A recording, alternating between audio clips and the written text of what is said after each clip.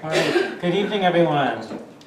My name is John Kaliko, the Executive Assistant at the Korean American Educational Commission.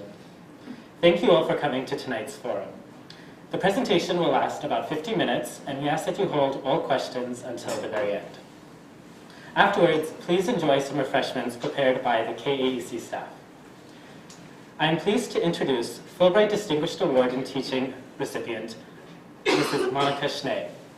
Mrs. Schnee will be discussing her work on English language education in Korea and its impact on effective communication to build globally competent citizens. Mrs. Schnee has previously worked as a TV journalist and later began her career in education as a senior editor in educational publishing. Currently, she works at a school in the River Edge Elementary School District in New Jersey as ESL coordinator and teacher. Additionally, she is a professional development trainer and consultant for the New Jersey Department of Education Bilingual Office. Mrs. Schnee also maintains a blog chronicling her time in Korea, providing teachers and families a better understanding of Korea's culture and education system. You can see her blog at bridgingperspectiveskoreausa.com. Now, without further ado, please welcome me in joining Mrs. Monica Schnee up to the front. Thank you. Thanks everybody for coming tonight. It's cold, and I want to thank the people who helped me with the research. Some of them are here. I was listening to what you just said about globally competent. Oh, yeah. So, when I applied for this Fulbright grant, one of the two categories for the application is building globally competent citizens in education, which is very broad. I think that since my application, which was submitted last December, I believe, a year ago, the term globally competent has started to shift somehow, and the idea of globalization does not have the same meaning for everybody any longer. So honestly, when I look at the title, it feels like from a different time, but it would be nice if we somehow rephrase and recreate that globally competent, especially in the schools, because that's really where this particular grant focuses on, education for kids. I think it belongs to everybody in terms of building children who are tolerant of other people's views, and other countries and other nations and ways of living and religions and languages, etc. And I think that although it doesn't sound like what it used to be when I wrote the application, it has a different meaning today, and I think the impact is a lot stronger if we build these globally competent citizens. I'm going back to the United States, to the public schools, where I think we're going to have a very interesting new way of teaching our kids to look at other perspectives. So thanks for that, because I was thinking about it. All right, so I just want to say that being in Korea has been one of the most memorable and exciting experiences in my life, intellectually and personally. It's a great country, and I have loved being here, and I wish I didn't have to go. So, let me explain what the framework of this inquiry project is.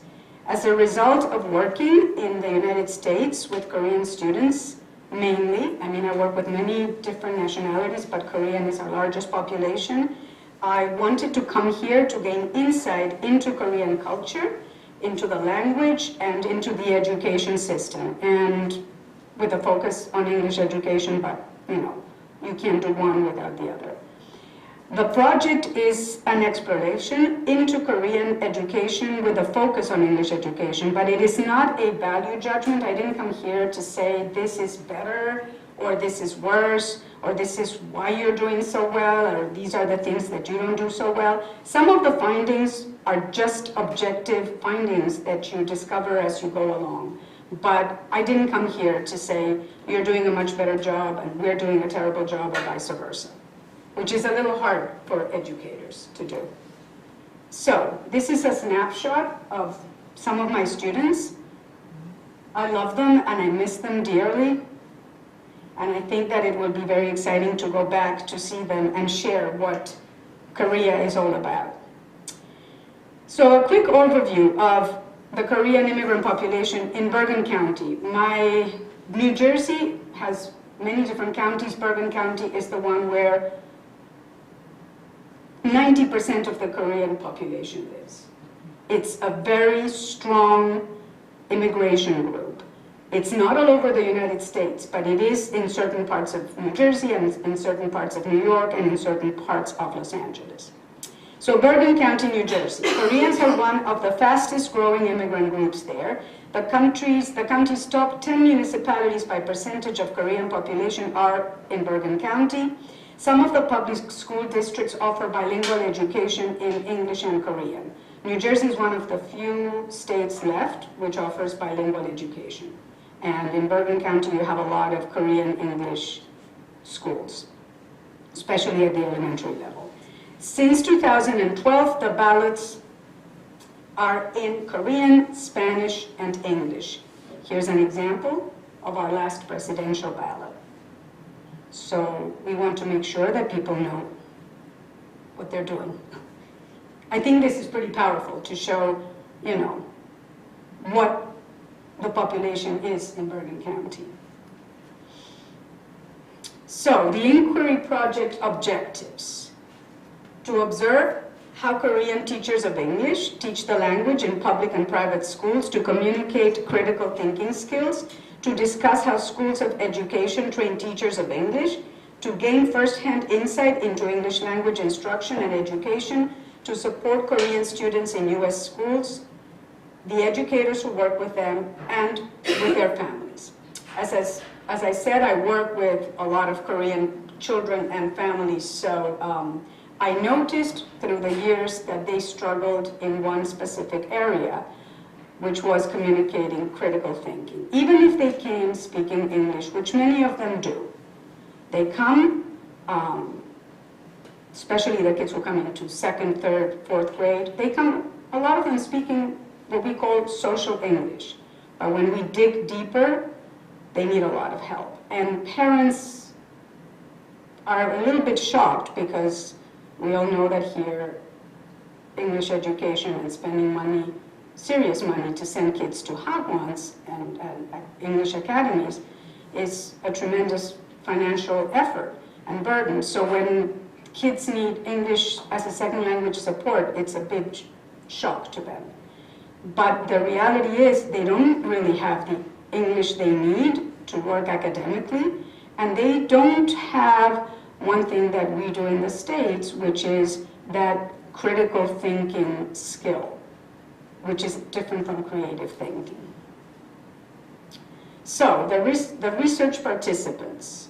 I went to public and elementary and middle schools, spoke to teachers and students, private elementary and high schools, alternative programs for North Korean defectors, doctoral students, university professors, Hagwon teachers of English, English language tutors, private students, Fulbright ETAs, thank you very much, English teaching assistants, EPIC, which are English program in Korea teachers and trainers, and some native English teachers in private schools who are British or Canadian, who are not part of the ETA or the EPIC program. Information gathering. So I did a lot of observations at public, private, and alternative schools. I observed classes at universities, at learning centers, after-school centers, interviews with teachers, students, and administrators, principals and vice principals. They were all incredibly generous once I was able to get into the schools. Questionnaires that I sent out to ETAs, to Korean teachers of English, to parents, meetings with all of the different stakeholders, and I also attended 2 conferences here that helped me meet other educators and other professors. The schools of education that I worked with, Seoul National University of Education, Chungang University, Sukmyeon Women's University, Yonsei, Suwon, and Hanyang University. So it gave me not a tremendously broad picture, but obviously enough to gather data to paint a real picture. So, education, the cornerstone of Korean society. So, we know how important education is in Korea. And today I was on the bus, and, you know, I've been saying to myself, the bus stops have a school as is the bus stop, right? Subway stops, universities are the stops, right? You look at the map when you get off the subway and every single school is identified. That sends a very serious message about education.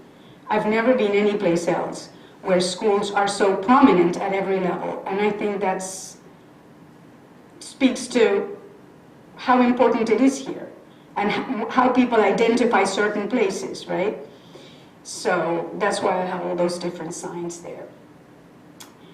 In terms of a historical context, it was important for me to understand a little bit of how education worked here from way back, because part of my research is to be shared with teachers in the United States, and I think that, I mean, I didn't know until I came here how old and important the process of education has been. We didn't exist as a nation in the United States, and they were already thinking about exams here.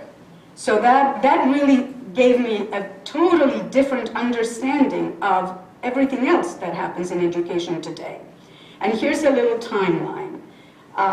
In 788, Schiller introduces the civil service exam system that came from China.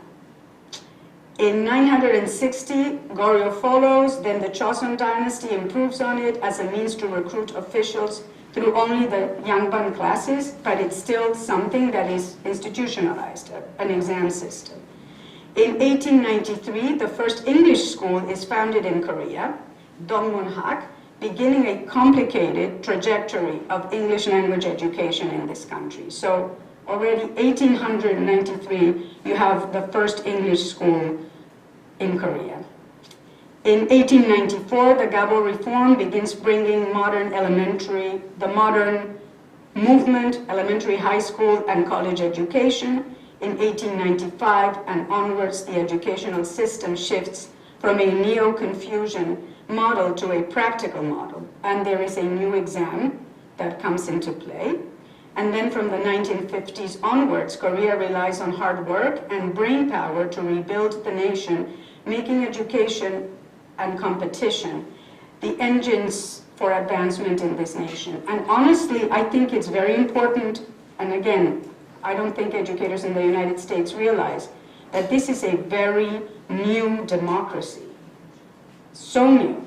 Not a new nation, but a new democracy. And in that democracy, they have built infrastructure, but also schools and a whole new system of education.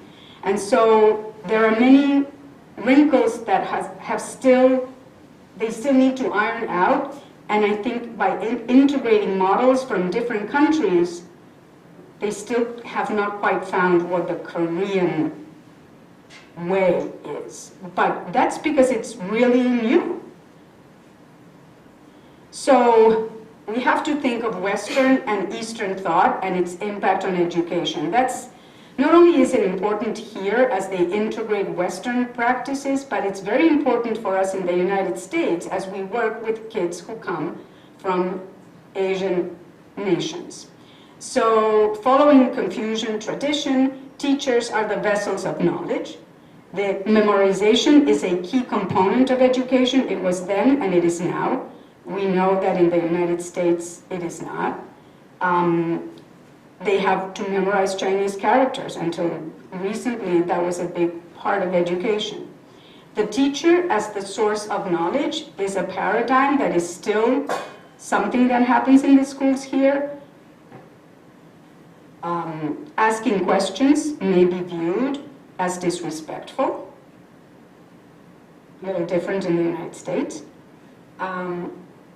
Or the student might feel that it shows a lack of understanding of the material, and that's also something that's not well received. In a Western system of education, Socratic discourse that encourages discussion, debate, and questioning is valued and expected. Teachers' expectations in the United States are that you will question, that you will argue, that you will present your own point, your own opinion. Completely different from what happens here. And of course that presents a huge dichotomy when they import our textbooks and some of our methodologies. From training teachers to teaching in schools, the teacher as the source of knowledge here is still very prevalent. I have spoken to quite a few university students who tell me that the professor actually goes through the textbook. That doesn't quite happen in the schools of education in the United States because it's a different model, a different way of thinking. So these two distinct ways of thinking and communicating frame each country's educational system. Evolution of English language education here in Korea. So in 1994, there was a very big push from President Kim Il-sung when he introduced the idea of globalization way back in 1994, and they opened the doors to the rest of the world. Korea started sending people overseas, and people started coming to Korea as a normal business transaction. Until then, it wasn't something that existed here. So with that globalization came a change in the way English was going to be taught. And what happened too was that the needs to learn English became very different. They went from being completely domestic to now having international implications. The administration of President Lee Myung-bak was very big in pushing English education. The EPIC, the English program for teachers from overseas, saw a tremendous explosion. 30,000 teachers came during his presidency. And now it's changed, because now the initiative is not English education, but early childhood education. So, you know, some of the schools, for example, whose EPIC teachers are not renewing their contracts will no longer have native English teachers. Things might change again, but this is what we have right now. So, teacher training of Korean English teachers, because Korean teachers get training in English. At the elementary school, English is one of the subjects that they learn. They don't learn many subjects about English education. They just learn enough to teach what they need in English at the elementary school level. For middle school and high school, there's a lot more training.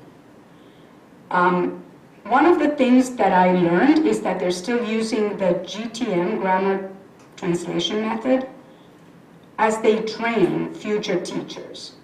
And that becomes slightly problematic because they're constantly relying on their first language and they're not using English to communicate. So if that's the way you're trained in your university, that's the way you're going to teach in your schools. Some universities, though, are shifting to action research, to a lot more hands-on, project-based teaching. However, when teachers graduate from these programs, which are actually very, very good, and they decide to take the public school entrance exam to work at a public school, they can't really apply these methodologies. So there's this, serious frustration between what they learned in university and what they would love to implement because they know it works, but they really can't. Public school teachers are, they work really hard here and they study a lot to become public school teachers. Taking those exams is pretty brutal, just like all the other exams. But once they're in, they're in. And they have to teach based on a very rigid curriculum. Now, as we said, there are native teachers of English, we can call them NTEs, that's how they call them here. And part of the English instruction is offered by NTEs. We have some of them here tonight. And they can speak to that better than me. But basically, what it is they work with a Korean teacher of English. And they teach together. There are different programs for NTEs. Fulbright is one, EPIC is another one. Talk is another program that is only for rural schools and elementary schools. And then you also have the agencies that offer the NTEs. Orientation, both for Fulbright and EPIC, is the Fulbright orientation is quite rigorous. You have 6 weeks, you have to have your TESOL certificate, and for EPIC it's become more rigorous too. It's 9 days where they have to learn not only about the system of education here, but how they're going to plan their lessons, how they're going to work with the students, and they're also given some very basic Korean lessons. The one thing that makes this a little difficult is that in order to come here as an NTE, you don't necessarily have to be a teacher. That's why they're called teaching assistants. So when co-teachers rely heavily on teaching assistants who don't have methodologies, strategies, and an educational background, you can't really have the impact you would have if those assistants had an educational background. So, English language instruction in the kindergarten through 12th grade. Private schools. You have private schools and the public schools. Well, the private schools are very different. Kindergarten, you have a different variety, half day, full day, English kindergarten, half English, half Korean. Elementary school, English is generally taught as from the 1st grade in the public school, in the private schools. Then you have the international schools, which function differently. They are for international students, and they allow a 30% quota of Korean students who generally come from having lived overseas for 3 years or longer. And then you also have Korean schools that teach English only, like the Korean International School.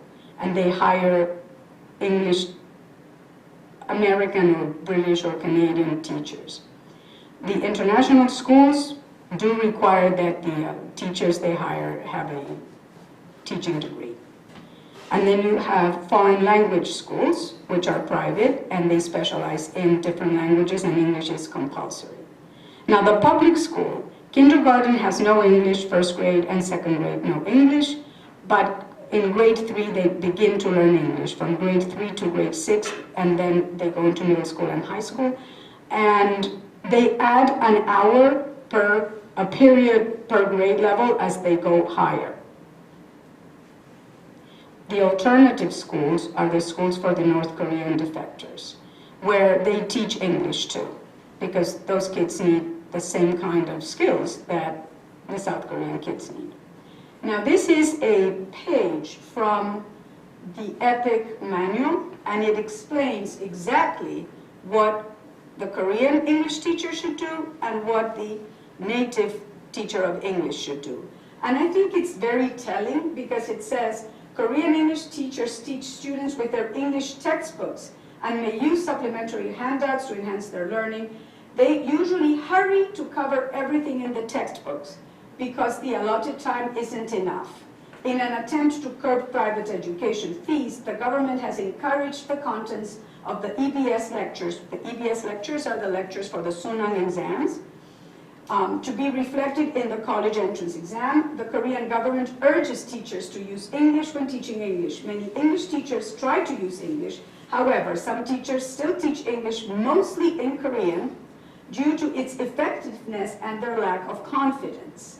Korean English teachers also use various teaching tools such as computers, pictures, PowerPoint program, YouTube, etc. I think that that paragraph basically explains most of the English language instruction in the public schools. It's quite clear how it works. It might change. Some of the Korean English teachers are very well trained, but many are not, because again, English is a subject that they learn, and they don't feel confident teaching it. So that's where the co-teacher comes in and really helps out tremendously.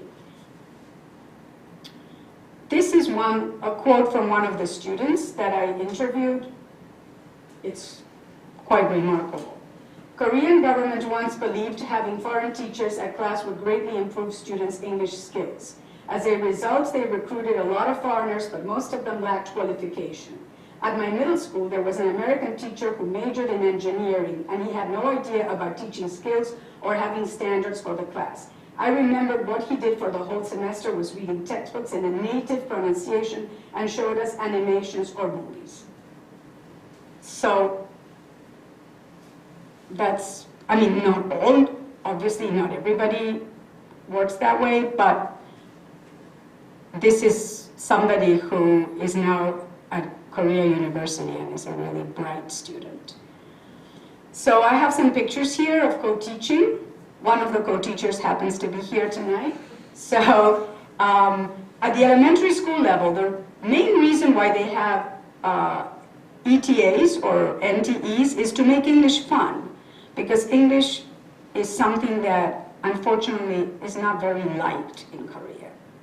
So they try to make it fun, and by bringing co-teachers who can use the language and create games and more fun activities once a week with the kids, it becomes less of an academic rigorous subject. One of the teachers is at an elementary school in Seoul. The other teacher is at an elementary school in Gwangju. We have the Korean English subject teacher. Now, some of the Korean English teachers here love it so much that they work very hard and get professional development so they can grow professionally. Some of them have been sent to schools, to universities in the United States, where they learned a lot of different teaching strategies that they tried to implement here. But those are the teachers that decide to become the subject area teacher. So when you have a Korean English subject area teacher, she's very, very fluent and very confident, so she doesn't really need the ETA. Some of them work with them, some of them don't need them. But they have that confidence and they have that knowledge. So this is a school in Busan. She was doing a similar lesson to one of the lessons I saw in Gwangju, because they follow the curriculum, which has a scope and sequence that everybody's sort of on the same page. But as you can see, all the instructions on, how to play the game, they're all in Korean. And it is your English class for 6th grade. So many schools, the one in Busan was an excellent example, reconstruct the curriculum. What that means is that they enhance it, because they have teachers who can do that.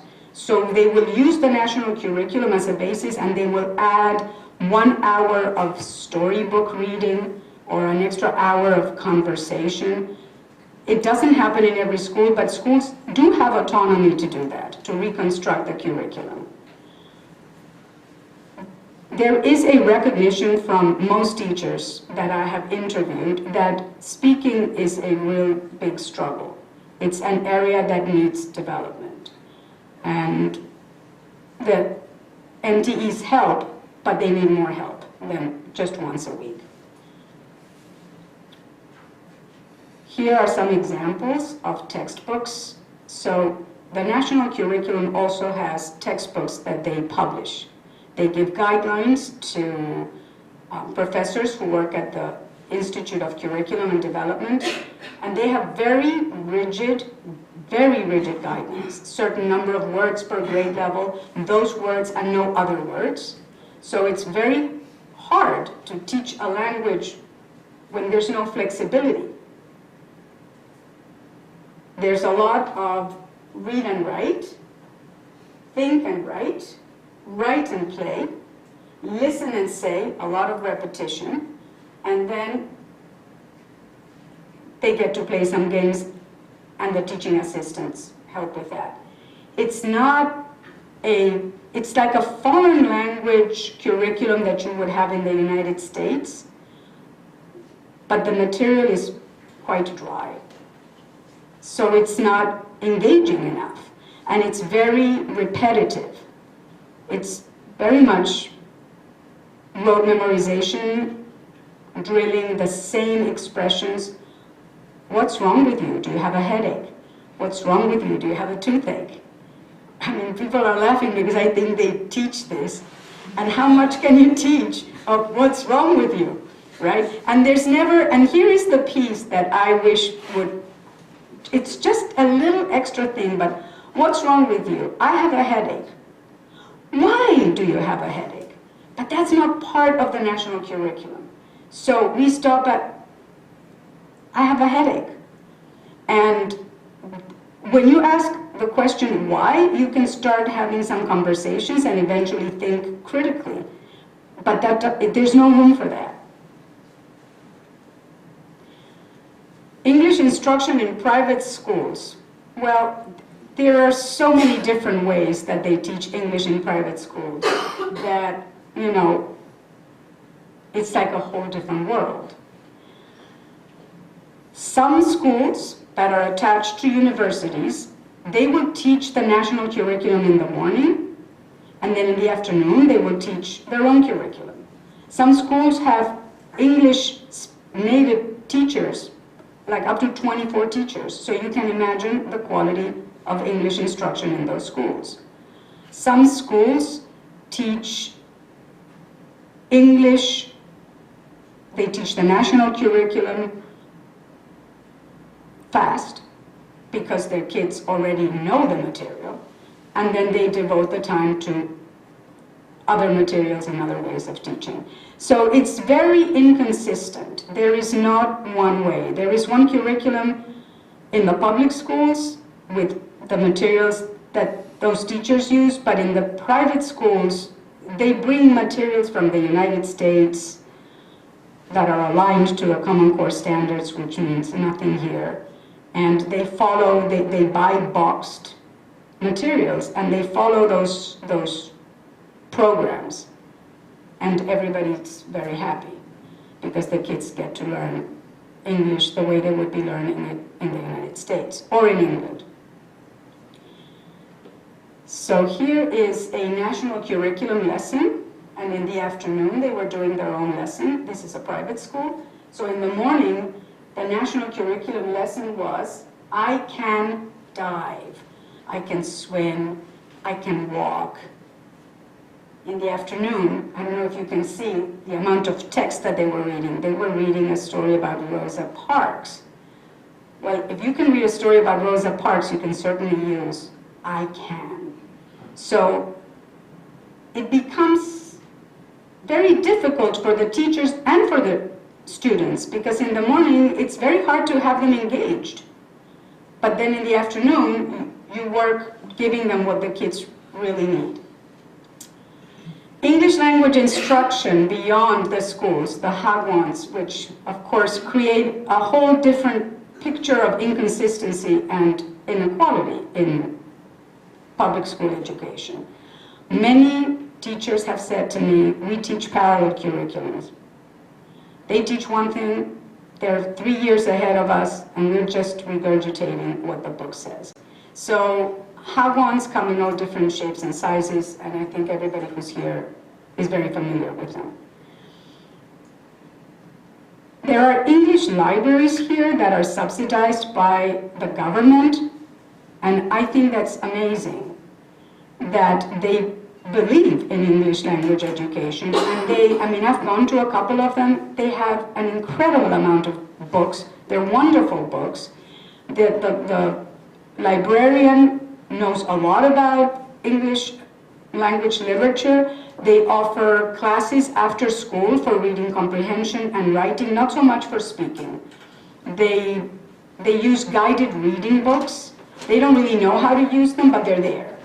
Some of them know how to use them, but you need special training to use guided reading books to show levels of reading in a classroom, and it's not part of the training that they get here. But this is an initiative from the government, and I think it's quite extraordinary. And of course, you also have private English libraries. You pay a fee, and you go to a library with your kid, or you don't go with your kid, you just send your kid, and they buy, a lot of the programs from the US and the UK, and they advance in their reading levels. They do a lot of reading. That doesn't mean that that's a lot of critical thinking or communicative competence. It's just a lot of reading and acquisition of vocabulary. The English language kindergartens are a very interesting phenomenon. Everything happens in English. There's a Korean teacher, and then they have native English teachers. Some of them don't even have Korean teachers. They follow either the US curriculum, that is the language arts curriculum, and many follow the United Kingdom, the British national curriculum. So that's another source of English education in Korea. That's the schedule for the public library, for the English library. They're very busy. I mean, they really do a phenomenal job. And for the other photo is a vocabulary lesson that one of the private tutors was teaching her student, and I was part of that class. That was one of 5 pages that she had to do.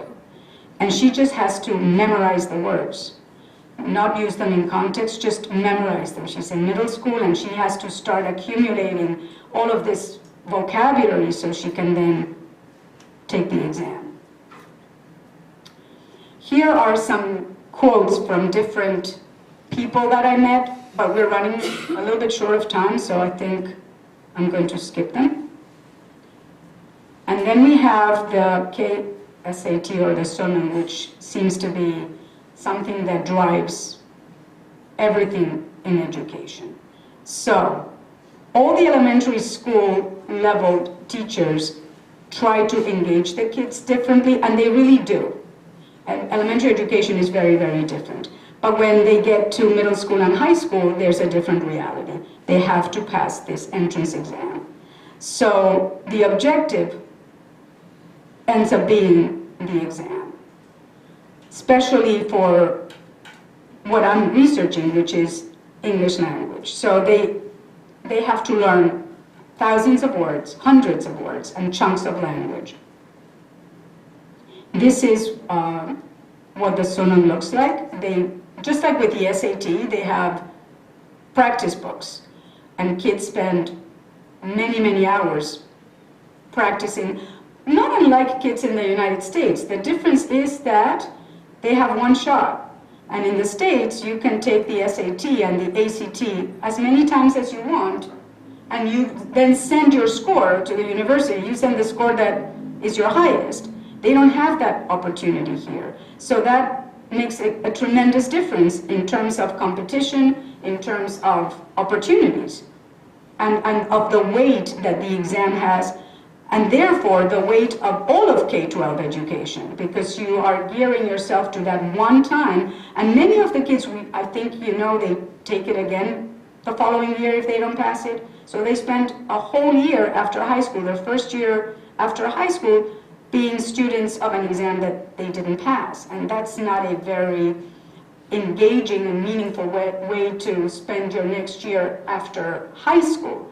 But that's what happens, because that's the landscape of university and of education here. It's not better, it's not worse, it's what it is. And it's very, very difficult for them. I have some more quotes. When I went to visit the North Koreans, I visited 2 North Korean defector schools. They were great. The kids there are much older.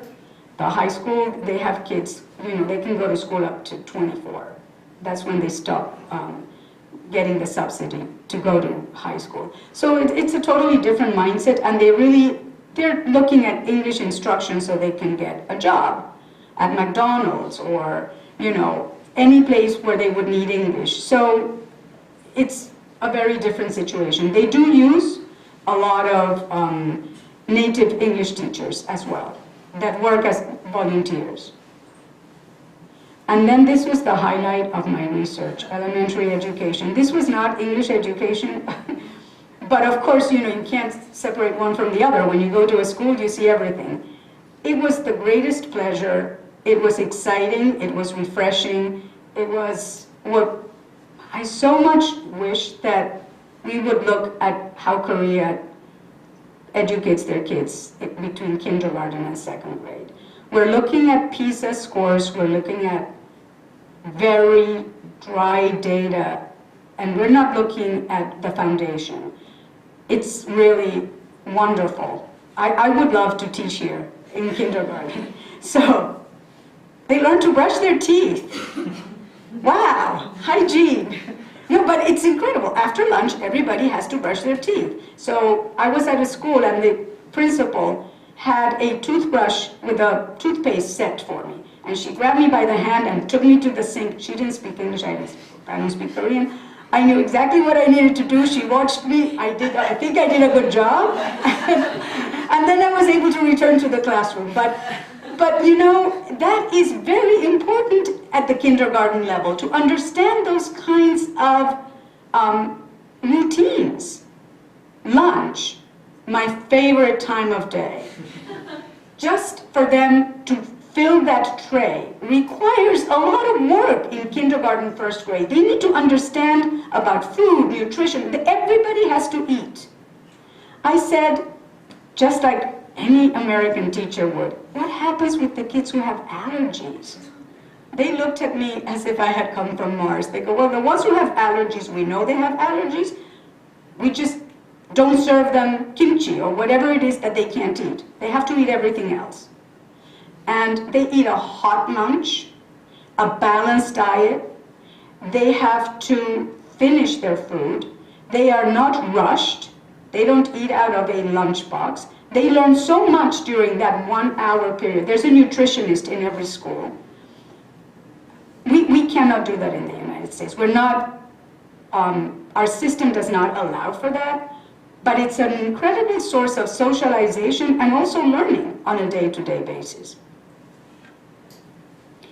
One of the schools that I went to had this incredible traditional music class.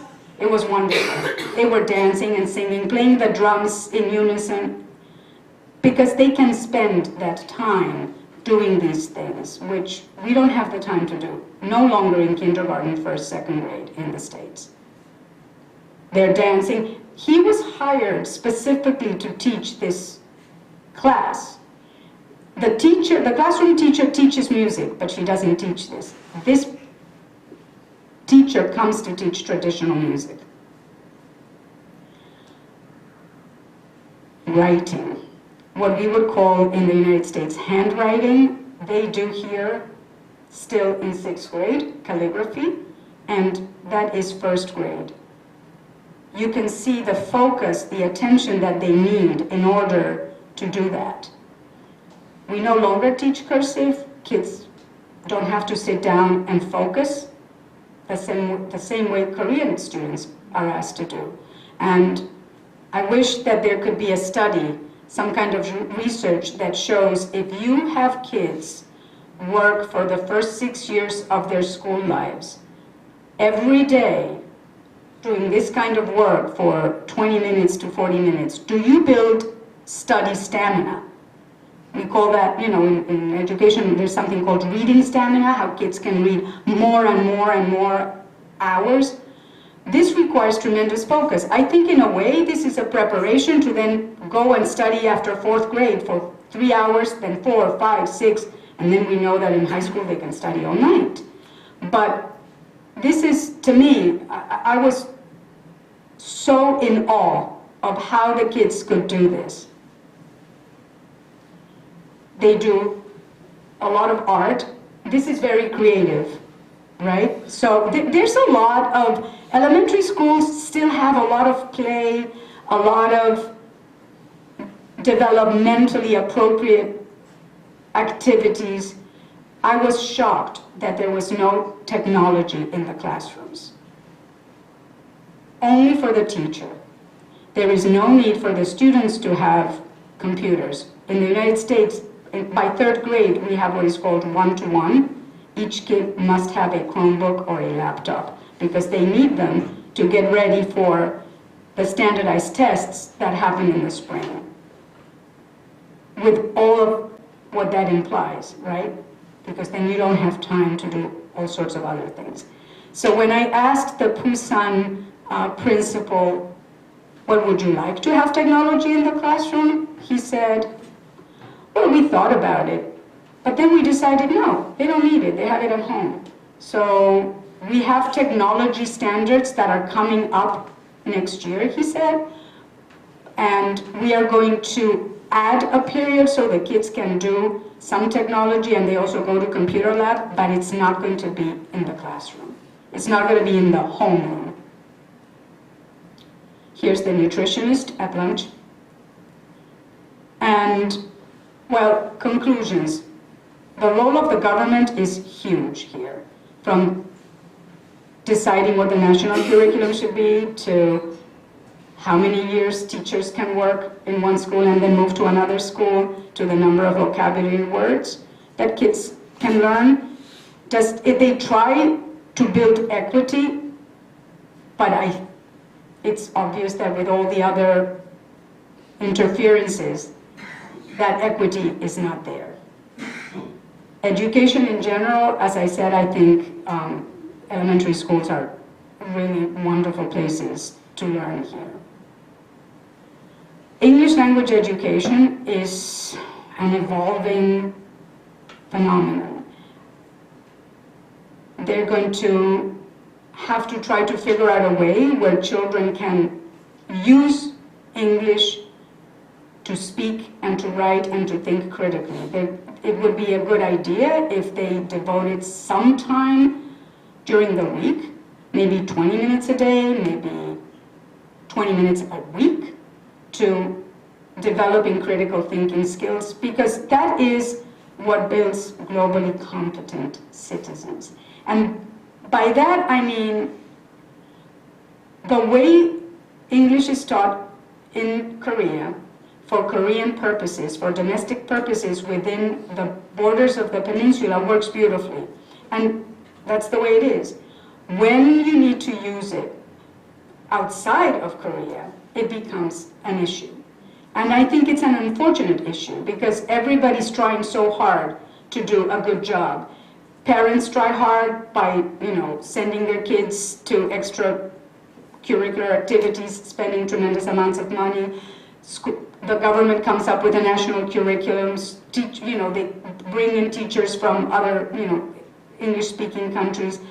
But somehow the strategy is not there for those children to use English the way English is meant to be used. Not just English, any language. You need to be able to speak the language, you need to be able to understand the language better, use it critically to communicate your thinking, and that's not what happens here for now.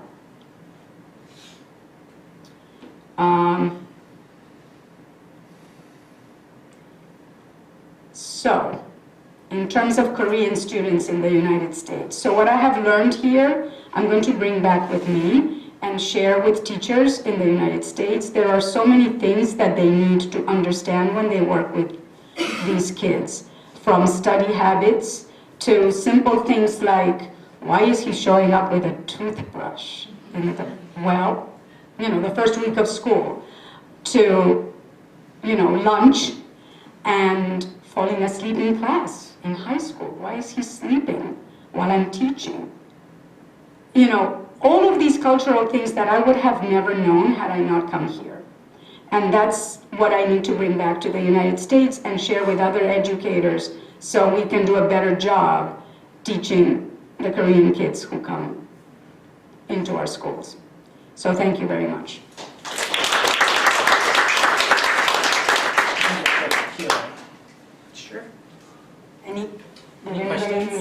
questions or comments? Or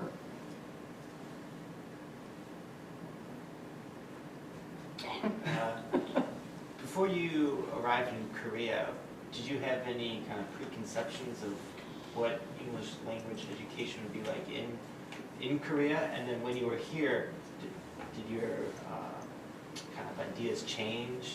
Like, what were the differences between before coming here, what you expected, and what you actually experienced? That's a great question. I didn't have a lot of preconceptions because I knew some. I did a lot of research before coming here, but you know, research says one thing, and when you walk into a classroom, it's a whole different story. So there was a very great white paper that was written on teaching critical thinking in Korea. And when you read that paper, I thought to myself, well, what am I going to go look at in Korea? Well, that was a paper. So I knew they taught vocabulary because I knew it from my students. I knew they taught reading, decoding skills because I could see it from my students, and not just me. All of the professionals that work with this population that I work with in the United States when I go to different school districts. So I knew that those things were here. What I didn't know really was the extent of the inconsistencies in English language education, the extent of the use of materials that have no real application here when you come to think about it. Why would a school buy something that's aligned to the Common Core standards? You don't have standards here like we do in the United States. Why would you follow a lesson verbatim for something that doesn't apply? So I didn't know any of these things. And I would love to come back to do more work, not just on this particular subject, but on other pieces of the educational system. Some things work really well, as I said. And I think one of the issues is when they brought things that look great, that sound good, that have wonderful components, like some of the programs have really great parts to them, but it's not integrated into their reality. And then you also have, and this is one thing I didn't know, two things I really didn't know at all about education that were tremendous insight for me when I go back.